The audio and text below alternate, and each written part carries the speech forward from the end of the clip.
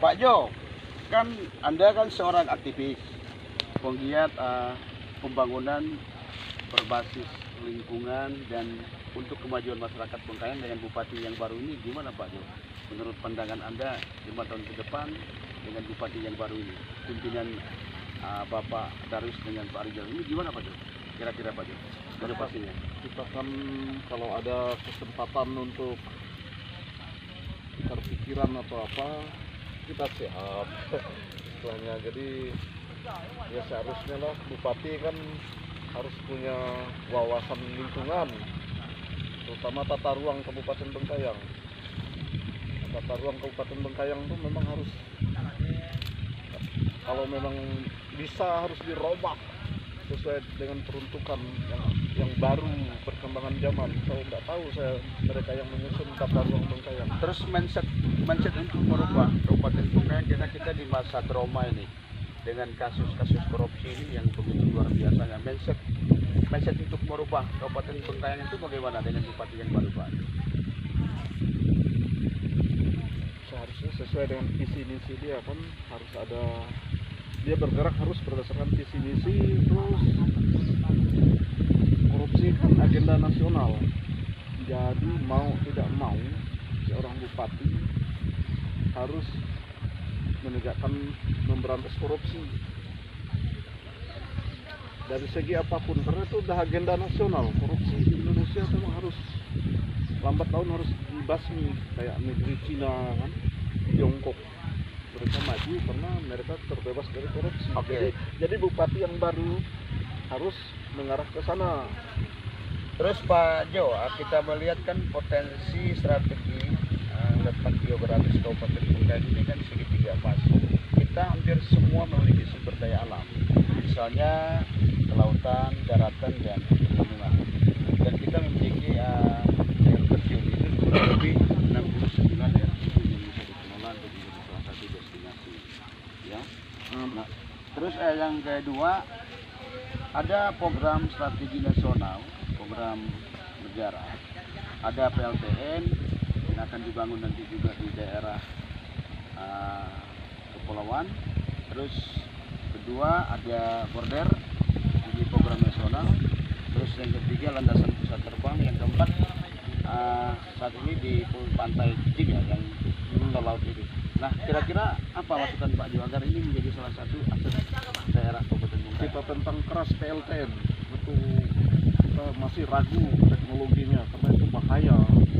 Ada banyak negara nuklir ya, bukan main-main ya. Mungkin sayalah dulu yang demo kalau PLTN dimasukkan di Kabupaten Bengkayang atau di Kalimantan Barat. Tapi ini kan sistem teknologinya kan bukan seperti tahun 60-an Pak. Ini sistem teknologi terbaru gitu menurut pengurusnya gitu. Ya, kita tahu banyak, kita ada belajar dasar-dasar nuklir ya. Kita ragu teknologi yang diterapkan kayak gini, karena misalnya kalau kita perang itu jadi sasaran utama, dibom orang, asapnya apanya itu dia kan bereaksi, apa namanya, terjadi pembolahan nyebar ke kita, itu kan sama gak bunuh diri. Tetapi kalau melihat dalam situasi negara di dunia kan di potensi perang itu kan agak itu sih. Seperti negara-negara misalnya negara maju. Tidak, karena saya melihat Indonesia ini politik bebas aktifnya saya belum begitu tahu apa yang dilaksanakan oleh kepala negara. Nah, kita kan harus bebas aktif. Ini bahaya Indonesia ini, saya khawatir jadi ajang pertempuran negara-negara lain, di negara-negara adidaya di daerah kita. Makanya ada keterkaitan tata ruang Kabupaten Bengkayang itu harus dibenahi dulu dan harus partisipatif, melibatkan masyarakat. Salah satunya apa yang harus dibenahi? Karena kan Tata ruang, karena alas pembangunan kan harus berdasarkan tata ruang. Tata ruang, tata ruang yang ini kan yang berapa tahun yang lalu. Nah, kita belum lihat perkembangan zaman, perkembangan daerah sejauh mana capaian atau apakah tata ruang itu layak. Nah, tapi kalau mereka kita nyusunnya dulu, kalau kita melihat dari tata ruang kan sudah zamannya Pak Luna sudah ada. Cuma apakah ini ada perubahan? Makanya begini, makanya saya mengkritiki tata ruang itu, saya jadi korban ini patah. Nah, ini akibat tata ruang Kabupaten Bengkayang saya kritiki dulu. Waktu itu ketua Bapedanya Pak David Darol almarhum. Jadi saya sempat marah dulu bahwa tata ruang itu dibilang partisipatif, padahal bukan partisipatif.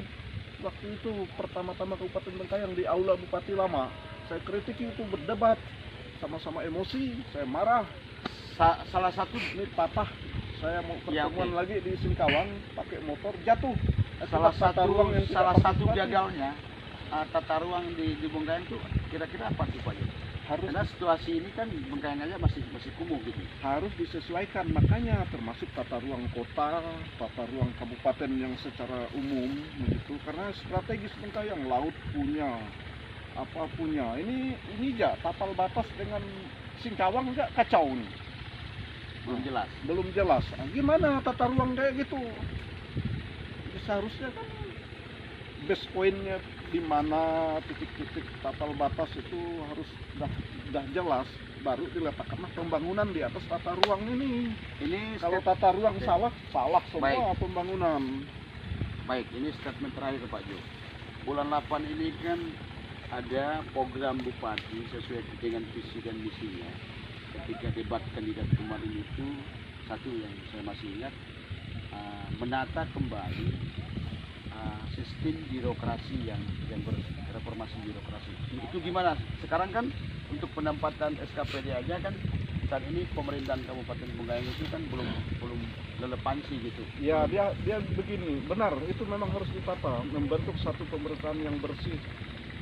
Itu memang harus, tidak bisa tawar-menawar lagi. Kalau pemerintahan kotor, pemerintahan daerah kotor, korupsi, merajalela, KKN apa segala masih ada sisa-sisanya, terus tentang keuangan yang tidak jelas atau apa, itu kan menghambat satu pembangunan. Jadi memang harus dilaksanakan itu tentang reformasi birokrasi di Kabupaten Bengkayang, itu tidak bisa ditunda-tunda lagi, harus segera Bupati lakukan, jangan nunggu besok lusa lagi, nggak bisa. Yang tidak berkualitas buang, dia gampang, dia harus buat capaian tujuan jangka panjang, jangka pendek, jangka menengah, jangka pendek, itu udah harus ada dia buat. Terus strateginya apa, strategi objektifnya apa, harus mereka buat, sehingga goalnya, output, strategi objektifnya harus ada. Seharusnya saya konsultannya, seharusnya biar Bengkayang cepat maju kan. Ya. Gimana? Jadi harapan Pak Joya ini kan salah satu aktivis nih, aktivis yang sudah lama sekali bergerak di bidang sosial, terus pembangunan daerah yang selalu mengkritisi kebijakan pemerintah yang disebut dengan good government. Jadi harapannya dengan bupati yang baru ini gimana Pak? Ya sangat berharap, memang udah harus dia lakukan, tapi seharusnya kan ya kita ini ya meskipun kita di luar pemerintah, ya kita seharusnya ada dilibatkan dalam satu perdebatan atau adu argumentasi atau apa, diminta untuk maunya sih kayak apa buat Bengkayang ini, masukan untuk bupati untuk selaku pengambil kebijakan di Kabupaten Bengkayang. Dia memang harus sparring partnernya itu harus orang-orang yang kritis, baru bisa maju Bengkayang. Artinya bupati harus melibatkan semua link system Ya, selain semua. daripada pemerintah, Ya. masyarakat yang punya kemampuan juga, yang punya niat semangat untuk mendukung kita libatkan juga ya. Iya, memang Gitu. harus biar dia tidak salah langkah. Kalau kita dilibatkan, kita kan harus kasih tahu ini. Masalah mau dia pakai, mau dia apa, itu terserah dia, yang penting kita udah ngasih masukan loh. Kalau ini nggak dilakukan, dampaknya ini. Kalau ini dampaknya Baik, saya ini. kembali ke Dwi kan masyarakat Benterado, Kabupaten Ya. Bengkayang, Provinsi Kalimantan Barat. Wi kan salah satu aktivis yang saya juga pernah melihat memperjuangkan pembangunan ya, di Kabupaten Bengkayang. Ini gimana harapannya ke depan agar bupati ini tetap netral, menjalankan roda pemerintahan atau gimana Wi? Ya sebaiknya ya seperti kami ini masyarakat bawah ini ya pengennya Bengkayang ya harus ada perubahan lah, nggak seperti yang lalu-lalu kan, yang lalu sudah bagus lah, tapi yang sekarang harus mau lebih bagus lah gitu kan.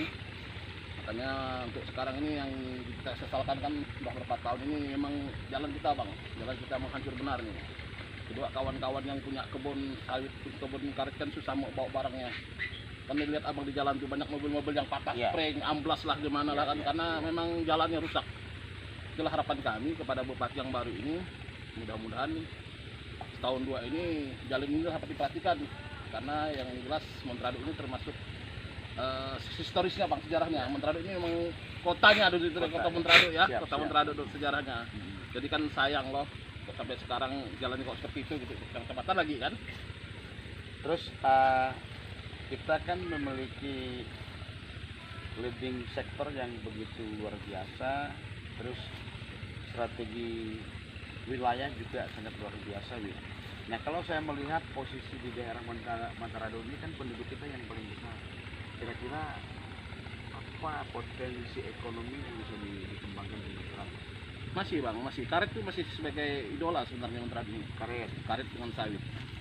Sawit ya. Nah, kedua memang ini ada salah satu permasalahan juga bagi kita orang Montrado, kan ada salah satu daerah yang X dari BTP itu kan. Ya. X dari BTP itu kan karetnya rata-rata umurnya berusia dah lebih 30 tahun. Nah, masalah apa namanya? Masalah ini kan lokasi PTP.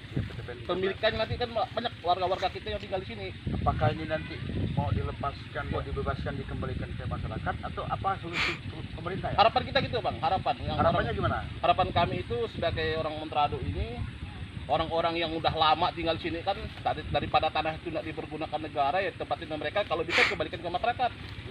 Bebaskan ke masyarakat. Karena Jadi hak dulu masyarakat. ya, karena dulu kan jadinya ini kan kontrak kan ya. Kontrak. Iya, kontrak kan dulu 30 tahun. 30 tahun. Sekarang karetnya masih enggak? Karena ada yang masih dipiara, ada yang enggak lagi karena memang dah terlalu tua. Kira-kira berapa luas lahan PTP 13 yang ada di Wah, Montrado? saya juga tahu itu Bang, tapi ribuan hektar saya rasa.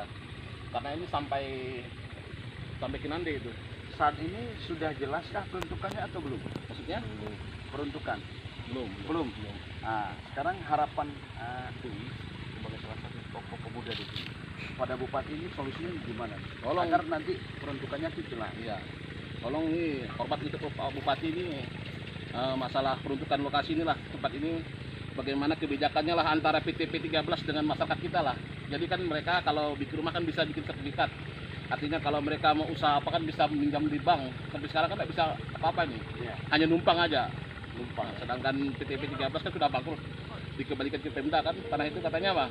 Iya. Nah, jadi itulah solusi terakhirnya, minta kepada Bupati lah, kebijakan Bupati supaya tanah ini yang orang yang sudah lama tinggal, Bang, yang masih tinggal nih, kan kasihan, Bang, ada yang bikin rumah dah permanen, tiba-tiba nanti lalu tanahnya diambil digusur kan. Nah, ini bukan daerah Jawa maksudnya kan, Iya, ini iya, kan iya. Kalimantan. Jadi harapannya dikembalikan Kembalikan ke masyarakat. biar semuanya terurus dan masyarakat pun tidak merasa diganggu. Iya, betul. Saya tambahkan begini, Boleh. bahwa tentang perkebunan itu otoritas ada di tangan bupati. Persoalan apapun tentang perkebunan itu bupati. Jadi gampang sebenarnya kalau saya seorang bupati. Jadi tentang perusahaan yang tidak benar atau apapun dia, perusahaan apapun tentang perkebunan ya, itu memang otoritasnya bupati. Dikasih peringatan sekali perusahaan itu, kedua, ketiga tidak cabut, itu memang ada Oke, aturannya. saya- Terus tentang tanah X ini, saya udah tahu juga banyak yang sekarang kacau. Ini harus segera ditangani oleh bupati karena ini menyangkut hak hidup orang banyak, hak harkat martabat orang, hak hidup orang ada di situ kan. Jadi mau tidak mau segera bupati tindak lanjuti tentang kasus-kasus tanah X PTP 13 itu masalah Saya serius kembali loh. ke masalah perkebunan tadi, Pak Jo. Sekarang kan ada beberapa ya, kita nggak mau sebut ya perusahaan-perusahaannya, tapi ada juga saya dengar isu ya, diduga ada perusahaan juga HGU-nya sudah selesai, tidak diperpanjang. Nah, kalau menurut Pak Jo itu gimana nih? Itu hak, itu wewenang ada pada bupati, itu kembali ke daerah di apa mau diperuntukkan untuk apa, itu bupati. Ketegasannya apa kira-kira? Ah, maunya apa, daerah mana, makanya itu harus ditata, mana yang X, mana yang apa, mana untuk cocok untuk apa, kan begitu dia. Gampang sebenarnya tanah ini.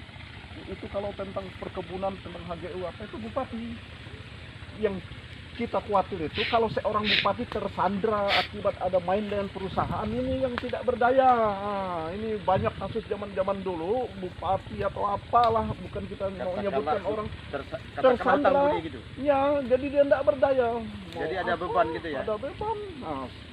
Karena ini masih baru, karena saya tahu bupati kita ini belum tersandra, segera lakukan itu eksekusi yang tidak benar perusahaan. Kembalikan pada rakyat.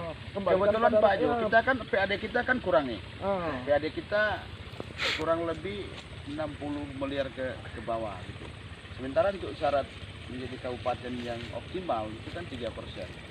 Nah, sementara kan kalau kita lihat dari sisi pendapatan kita, dari letak strategi pembangunan nasional, ada 4 pembangunan nasional akan dimasukkan di Bengkayang ini.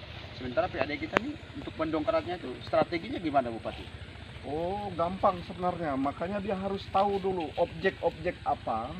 Ini makanya memang dia harus di-plotting ke dalam satu tata ruang yang bagus. Nah, dari plotting itu dilihat ini untuk apa. Nah, sekarang perusahaan itu udah jelas. Nah, perkebunan, cara memungut pajaknya itu sudah jelas, ada aturannya. Itu orang-orang penagih pajak, katakanlah petugas pajak itu harus menjalankan tugasnya dengan benar.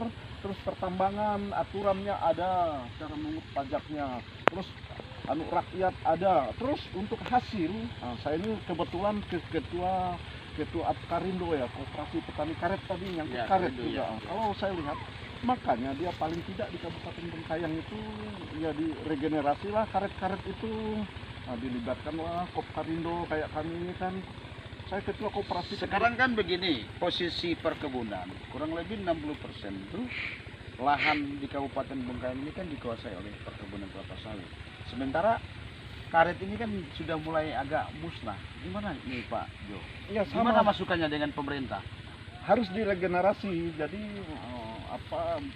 kerjasama dengan satu perusahaan penyedia benih, penyedia bibit. Nah, itu makanya harus diketahui daerah kecamatan mana kalau sudah tertata dengan baik, enak kita tahu. Kecamatan A misalnya karetnya sudah begini, keadaannya begini, yang produktif begini, yang mau diregenerasi sekian. Nah, dia kerjasama pemerintah, dia memfasilitasi. Nah, apakah melalui proses subsidi atau apa, kerjasama perusahaan lain yang saling menguntungkan. Ingat, setiap ganti rugi tanam tumbuh itu jangan ada dan tanahnya itu ya, saya tekankan juga. Sekarang kan Anda sebagai ketua Akarindo nih, terus harga karet sekarang berapa di saat pandemi ini? Ini lumayan tinggi, bisa sampai 13, ada yang 11, variasi. Jadi kalau udah tertata baik, itu sebenarnya kita bisa bergaining, tawar-menawar dengan pihak perusahaan. Nah, ini kan lemah posisi kita. Satu sisi untuk Bengkayang, kebunnya di Bengkayang, jualnya Singkawang, dapat hasil Pemkot Singkawang atau Pontianak Ada semacam atau agreement Sambas. gitu ya? Semacam Mana Bengkayang tidak ada pabriknya, agreement. hanya ampasnya aja di Bengkayang ini, kebunnya aja. Kabupaten lain, kota lain nikmati hasilnya. Orang kita noreh dari hasil kepingan dijual Singkawang. Singkawang dapat untung dari harga jual atau ke pabrik, ke Sambas, ke Pontianak. Jadi kita ini ibaratnya hanya ampasnya di sini. Ini harus dipikirkan bupati. Kalau memang mau minta masukan, undang saja, kita harus lakukan ini. Kasihan loh daerah kita. Kira-kira ada nggak niat bupati untuk membangun Kabupaten Bengkayang ini bersama-sama? Ada nggak kira-kira niatnya? Kalau Niat yang saya baik. lihat visi misinya itu ada melibatkan masyarakat ya. Ada ya? Tapi nggak tahu sampai sekarang karena masih baru ya. Nah, tadi kan untuk supaya pajak itu besar kan, Iya, PAD. PAD besar itu, makanya ini contoh antara Bagak dengan Pak Kucing itu kan kotanya ke Singkawang, otomatislah pajak-pajak itu ke Singkawang. Kenapa tidak dibangun, dibuat perencanaan di Transat, di Pak Kucing itu jadikan kota untuk banper ke Singkawang, sehingga penghasilan itu masuk ke Bengkayang. Itu salah satu contoh kecil itu. Nah, baru pabrik karet kan di Kabupaten Bengkayang. Begitu, ini kan kebunnya aja lucu. Baik. Permisa, kami sedang berada di Gunung Bukit Raya di daerah Kabupaten Bengkayang ya. Gunung-gunung ini banyak, ada Gunung Bukit Raya, ada Gunung Bawang, ada Gunung Nah, ini semuanya gunung dan kawan-kawan saya ini adalah aktivis semua. Saat ini mereka berada di hutan, menikmati hutan ya, menikmati hutan, beradaptasi dengan hutan, dengan alam itu lebih indah lagi ketimbang dengan beradaptasi di kota. Di masa pandemi ini inilah situasi kawan-kawan. Kita berharap mereka punya inovasi untuk bagaimana bupati yang baru ini nanti agar bijak sana untuk mengambil keputusan untuk membangun Kabupaten Bengkayang. Terima kasih Adil Katalino, Bacuramin Kak Saruga, Basengat Kak Jubata. Terus sukses Bengkayang. Kita